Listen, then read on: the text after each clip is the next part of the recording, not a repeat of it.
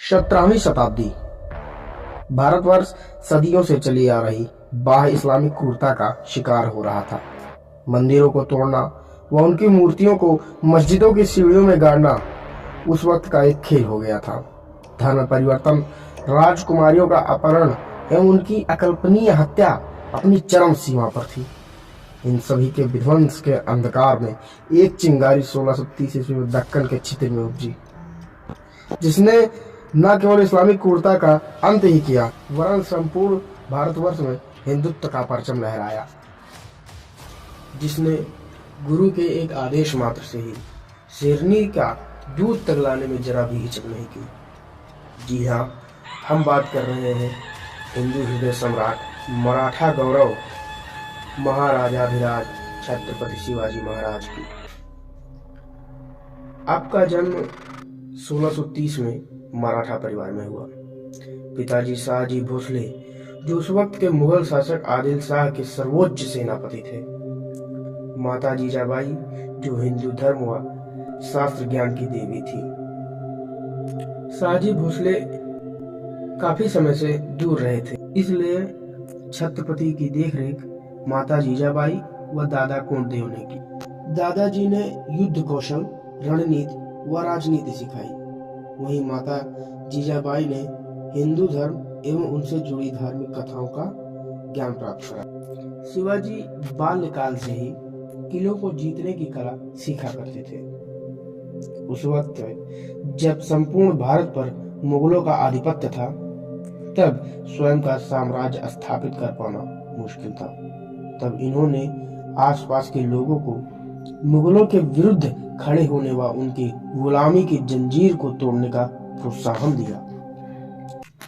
वहीं शिवाजी युवा अवस्था में आते आते बाल्यकाल के खेल को वास्तविकता में बदलना प्रारंभ किया और शत्रुओं पर आक्रमण कर उनके किले आदि को भी जीतने लगे। शिवाजी छापेमार युद्ध किया करते थे।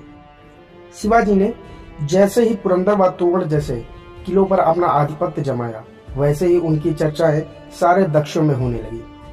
यह बात दिल्ली तक जा पहुंची कि कोई एक बालक उस वक्त प्रशस्त खड़ी रही मुगल साम्राज्य के खिलाफ बगावत कर रहा है।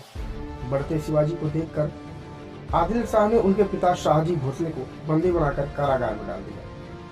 तब शिवाजी ने चतुराई का प्रयोग किया एवं शाहजहां को संदेश भिजवाया कि यदि आप आदिल शाह से कहकर पिताश्री को छुड़वाएं तो हम उत्तर में होने वाली लड़ाइयों में आपका सहयोग करेंगे। और इन सब के दरमियान शिवाजी ने अपने छापेमार युद्ध को जारी रखा और उधर उनके पिताजी रिहा हो गए। अब तक शिवाजी के पास लगभग 360 किले थे। शिवाजी के बढ़ते प्रभाव को देखकर बीजापुर की बड़ी साहिबा ने अफजल खां को शिवाजी पर आक्रमण करने का आदेश दिया। अफजल खां ने शिवाजी से खुलेआम युद्ध करने के लिए मंदिरों को तोड़ना प्रारंभ किया और निर्दोषों को मौत की घाट उतारना प्रारंभ किया। किंतु शिवाजी ने चतुराई व रण कौशल का परिचय देते हुए अपने छापेमार युद्ध को जारी रखा। उधर अफजल खां शिवाजी को धोखे से मारने की फिराक में था और उसने शिवाजी को संदेश भिजवाया और उसमें कहा, हम आपसे एकांत में मिलना चाहते हैं, किंतु एक शर्त है, ना आपके साथ आपकी सैन्य शक्ति रहेगी और ना मेरे साथ मेरी। शिवाजी ने चतुराई का प्रयोग किया और उनकी शर्त को मान लिया और उनसे मिलने गए। और जब वे एक दूसरे से गले मिल रहे थे, तभी अफजल खां ने अपनी छुरी निकाली और शिवाजी के पीठ पर दे मारा। लेकिन शिवाजी ने पहले से ही लोहे का एक कवच धारण कर रखा था और तुरंत ही छत्रपति ने अपना सिंह नख नामक चाकू निकाला और अफजल खां के ऊपर प्रहार कर उसे मौत के घाट उतार दिया।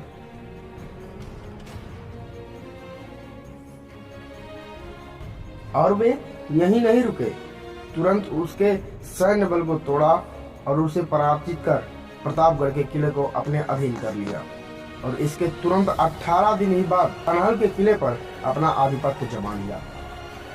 आपको जानकारी के लिए बता दिया जाए कि वो कभी धर्म को लेकर पक्षपात नहीं किया करते थे। क्योंकि उनके सैन्य बल और अंगरक्षकों में कई लोग ऐसे थे जो मुस्लिम जाति के थे।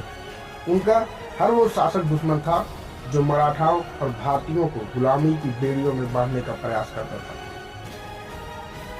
सन 1660 ईस्वी में आदिल शाह के आदेश पर सिद्ध जौहर ने शिवाजी के पनहल के किले को चारों तरफ से घेर लिया। तब शिवाजी ने सिद्ध जौहर से मिलने की इच्छा जताई और आदिल शाह को संदेश भिजवा दिया गया कि सिद्ध जौहर ने आदिल शाह से गद्दारी की है। इससे आदिल शाह ने आग बबूला होकर तुरंत ही अपने और सैन्य शक्तियों को भेजकर सिद्ध जौहर से युद्ध कर लिया और इस वक्त मौके का फायदा उठाकर शिवाजी वहां से सुरक्षित सकुशल निकल गए। इसमें बाजी प्रभु देश पांडे को अपनी प्राण की आहुति देनी पड़ी और तब औरंगजेब ने अपने सेना नायक मिर्जा राजा जयसिंह को 1.5 लाख सैन्य शक्तियों के साथ शिवाजी से युद्ध लड़ने को भेजा।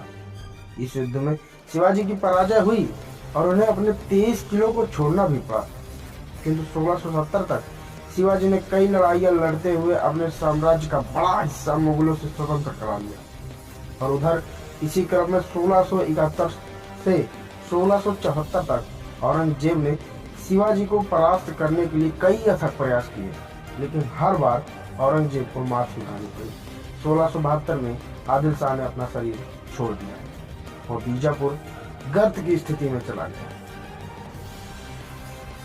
तत्पश्चात वो दिन आ ही गया। गंगा भट्ट ने 6 जून 1664 में संपूर्ण उत्सव के साथ हिंदू रीति रिवाजों के साथ उनका राज्याभिषेक किया और कई सदियों बाद हिंदू धर्मानुसार तिलक, जनेऊ व वेदों के उच्चारण के साथ किसी राजा का राज्याभिषेक हो रहा था।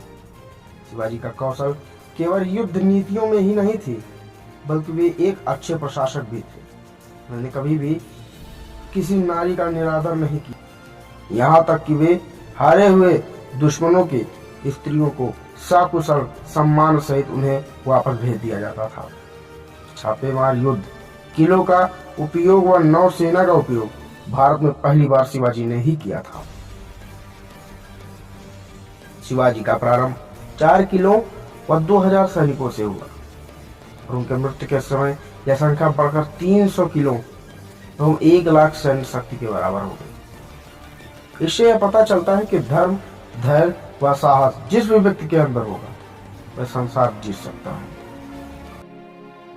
इसी क्रम में शिवाजी का स्वास्थ्य अचानक खराब हो जाने के कारण पेचिश के चलते 5 अप्रैल 1680 को आपका निधन हो गया। औरंगजेब ने सोचा कि शिवाजी के बाद मराठा साम्राज्य खत्म हो जाएगा, किंतु ऐसा हुआ नहीं।